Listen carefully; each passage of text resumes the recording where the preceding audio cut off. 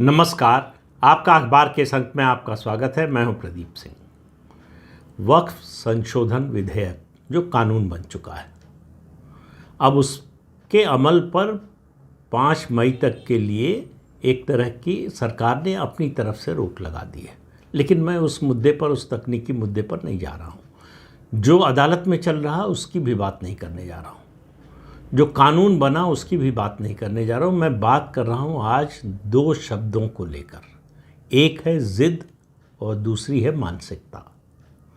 इस पूरे विवाद के पीछे की जिद क्या है और मानसिकता क्या है, इसको ज़रा आप समझने की कोशिश कीजिए।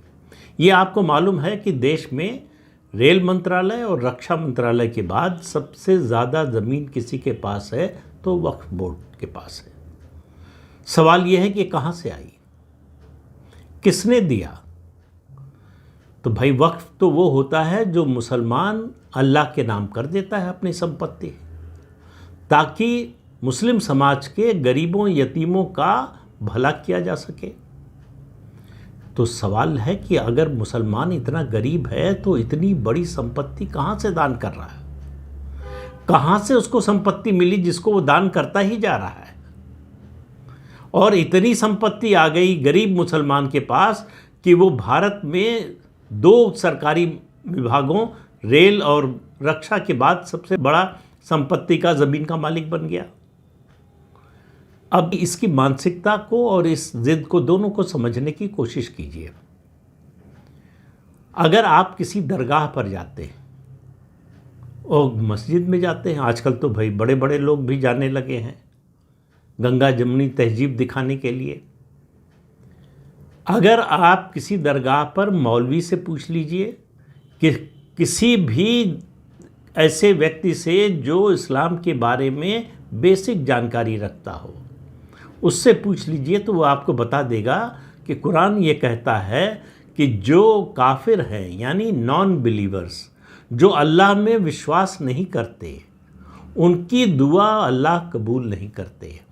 लेकिन हमारे मूर्ख भाई बहन जो है दरगाहों पर जाते हैं दुआ मांगने, उनकी दुआ कबूल नहीं होती। ये वहीं बता देगा जो मौलवी है कि आपकी दुआ कबूल नहीं होगी अगर आप इस्लाम स्वीकार नहीं करते हैं। तो अगर आप मुसलमान नहीं हैं तो आपकी दुआ कबूल नहीं होती।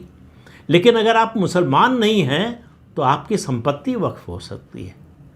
तो दुआ कबूल नहीं है लेकिन संपत्ति कबूल है। तो इस मानसिकता को समझिए।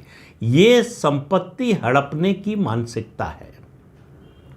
दूसरी बात, सवाल ये है कि ये संपत्ति जो मुसलमानों के पास आई, वो कहाँ से आई? कि हम बाहर से आकर आक्रमण करेंगे, आक्रांता के रूप में आएंगे, तुम्हारे पूरे देश पर कब्जा करेंगे, तुम्हारे देश पर राज करेंगे और तुम्हारी संपत्ति हमारी हो जाएगी। यहां तक भी चला, 1000 साल चला ये सिलसिला। और जब पराजित हो गए, परास्त हो गए, यहाँ से भगा दिए गए, तो जो बच गए उनका ये कहना कि ये तो हमारी संपत्ति है, मतलब लूट का माल हमारा है। जो लूटा था, अब जो उनके अपने को जो नया वारिस समझते हैं, उनका कहना है कि ये हमारा है और हमारा इस पर अधिकार है। यहां तक भी बात मान ली जाती। वो कह रहे हैं कि हमने लूटा था पहले, ये ठीक है, वो हमारा हो गया, लेकिन हमको आजीवन और सदा और सर्वदा के लिए लूटने का अधिकार भी चाहिए, और वो अधिकार कानूनी चाहिए। ये है वक्फ बाय यूजर, जिसको लेकर इतना विवाद है, जिसको खत्म किया है इस सरकार ने। और सबसे ज्यादा तकलीफ जो हो रही है वो इसी की वजह से हो रही है कि आगे भी, भविष्य में भी लूटने का जो अधिकार था वो बना रहे। हम आपकी ज़मीन पर कब्जा कर लेंगे तो हम कोई कागज़ नहीं दिखाएंगे। हमने कहा कि ये हमारी है तो हो गई। और अगर आपने कहा कि हमारी ज़मीन पर कब्जा किया है तो आप कागज़ दिखाइए। और कागज़ लेकर आप कहाँ आएंगे? नहीं, संविधान से बनी हुई अदालत में नहीं जा सकते। आप हमारी अदालत में आइए, यानी वक्फ बोर्ड, वक्फ काउंसिल में आइए, स्टेट काउंसिल या नेशनल काउंसिल में आइए, और हम ही तय करेंगे कि आप सच बोल रहे हैं कि झूठ बोल रहे हैं, कि आप जो दस्तावेज दिखा रहे हैं उसको माना जाए कि न माना जाए, ये हम तय करेंगे और हम जो फैसला दे देंगे वो अंतिम फैसला होगा। इस देश की अदालत उसमें हस्तक्षेप नहीं करेगी। ये है जिद। इसके पीछे की मानसिकता को समझिए कि जब कागज नहीं दिखाना है, उसके विरुद्ध दावे को नहीं मानना है, तो चाहे जिस संपत्ति पर चाहे कब्जा कर ले। और कब्जा किस नाम पर कर रहे हैं कि ये अल्लाह के नाम की जा रही है। तो फिर कह रहा हूं, हमारी दुआ तो कबूल नहीं है, लेकिन हमारी संपत्ति कबूल है। ये दोनों बातें एक साथ कैसे चलेंगी? इस देश में आज़ादी के समय लगभग 562-63 राज्य रियासतें थी, राजा रजवाड़े थे। 1947 में उन्होंने भारत के साथ आने का और उसके बाद 1949 में अपने राज्य का विलय भारत में कर दिया। तो उनका शासन का अधिकार अपने क्षेत्र से चला गया, उनकी संपत्ति ज़्यादातर सरकारी हो गई। इसके बदले में सरकार ने तय किया, सरकार ने ही नहीं संविधान ने भी तय किया।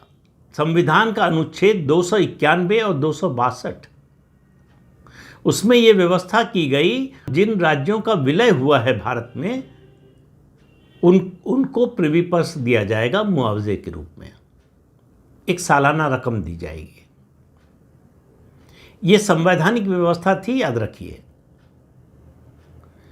इंदिरा गांधी ने 1967 में जब जीत कर आई तो उसके बाद कहा कि जो समानता का सिद्धांत है संविधान में, ये उसके विरुद्ध है, इसको खत्म करना चाहिए।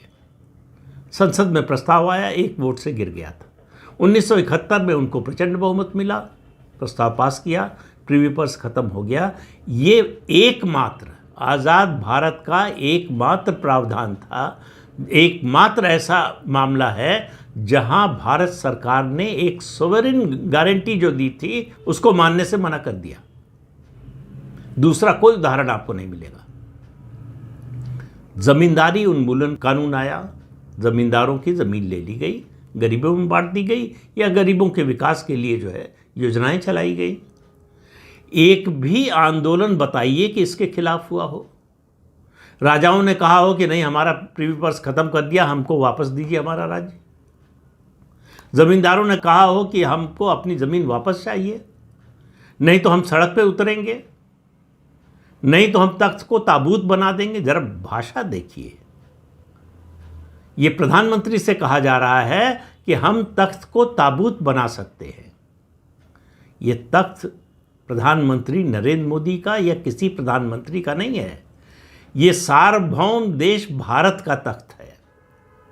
और इसको ताबूत बनाने की कहने की हिम्मत करने वाले क्या हो सकते हैं देश के लिए? ये आप बोलिए, मैं कोई शब्द इस्तेमाल नहीं करूंगा।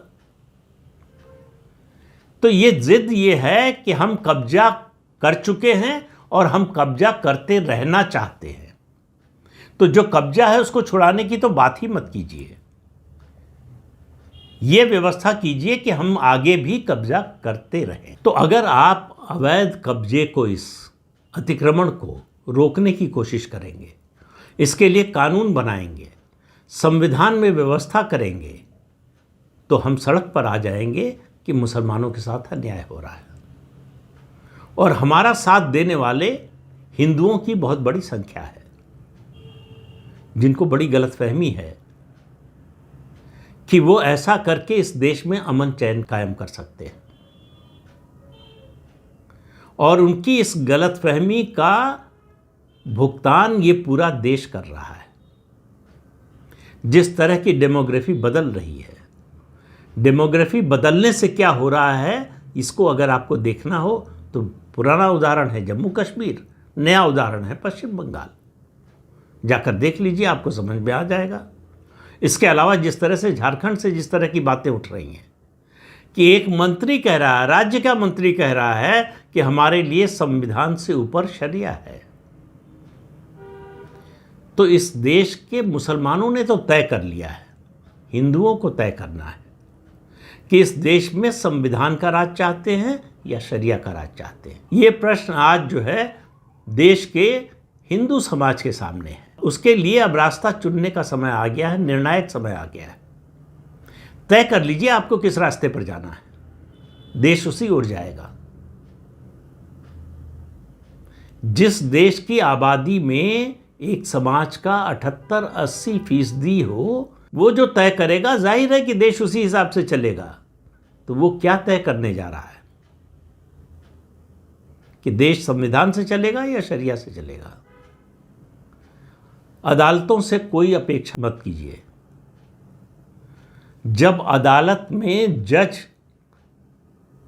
न्यायमूर्ति जी न्याय की कुर्सी पर बैठकर गंगा जमुनी तहजीब की बात करते हों, तो आप समझिए कि समाज की मानसिकता कितनी सड़ चुकी है। गंगा जमुनी तहजीब जैसी कोई चीज़ नहीं होती, ये कोई सामान्य समझ वाला आदमी भी समझ सकता है। और मुसलमानों का मुझे एक नेता बताइए जिसने इसकी बात की हो। ये जो अलतकैया वाले हैं, इनको छोड़ दीजिए। अगर काफिरों के बीच में घिर जाएं तो राम राम बोलने लगिए, तो राम के भक्त नहीं हो गए। वो काफिरों के बीच में घिर गए हैं, इसलिए राम राम बोल रहे हैं। और फिर कह रहा हूं, कई बार कह चुका हूं और बार बार कहूंगा, और आपको भी बार बार इस पर सोचना चाहिए कि अगर इस देश में गंगा जमुनी तहजीब थी तो इस देश का बंटवारा क्यों हुआ। जिन्ना और जिन्ना से पहले जो है सैयद अहमद खान ने क्यों कहा कि हिंदू मुसलमान अलग अलग है, साथ नहीं रह सकते। और ये स्वर आज भी सुनाई दे रहे हैं। अभी आपने पाकिस्तान के आर्मी चीफ की बात सुनी कि हिंदू मुसलमान कभी साथ रह ही नहीं सकते। और सैयद अहमद खान की बात तो मैंने बताई थी कि ये सोचना कि हिंदू और मुसलमान बराबरी का हक होगा किसी व्यवस्था में उनका, न केवल अकल्पनीय है बल्कि असंभव है। उसके बाद भी गंगा जमुनी तहजीब की बात होती है। तो ये वक्फ एक्ट जो है, ये इस देश पर कब्जा करने का जो अभियान है, उसके खिलाफ सबसे बड़ा, एक तरह से कहें आप, हमला कहना चाहे हमला कह लें, सबसे बड़ा कानून कहना चाहे कानून कह लें, सबसे बड़ी रुकावट कहना चाहे तो रुकावट। इसीलिए इसका इतना विरोध हो रहा है। अगर ये व्यवस्था की जा रही है कि जो वक्फ की ज़मीन है, संपत्ति है, उसका इस्तेमाल गरीब मुसलमानों के लिए किया जाएगा, तो मुसलमान इसका विरोध क्यों कर रहे हैं। सरकार ये तो कह नहीं रही है कि ये ज़मीन लेकर जो है हिंदुओं को दे दी जाएगी, बल्कि होता उल्टा है, हिंदुओं की ज़मीन लेकर दे दी जाती है आपको। हिंदू मंदिरों में जो चढ़ावा चढ़ता है, हिंदू मंदिरों की जो आय होती है, वो खर्च किया जाता है सभी धर्मों पर। तब गंगा जमुनी तहजीब और सर्वधर्म संभाव याद आता है। लेकिन जब मस्जिद की, मज़ार की, चर्च की संपत्ति की बात आती है, उसकी आय की बात आती है, तब जो है ये होता है कि ना इनकी रक्षा करना ज़रूरी है। इनका इस्तेमाल, इस संपत्ति का, इस पैसे का इस्तेमाल केवल इसी मजहब के लोगों के लिए होगा। तो ये डबल स्टैंडर्ड कैसे चलेगा। और अगर आपको ये गलतफहमी हो कि इसमें संविधान पढ़कर जो है हमारे न्यायालय उस हिसाब से फैसला करेंगे, तो ऐसा होने वाला नहीं है।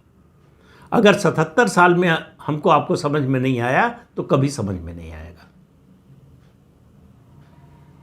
जो कुछ हो रहा है, जो कुछ हो रहा है, वो हिंदुओं की संपत्ति पर कब्जा करने को स्थायी रूप देने के लिए हो रहा है।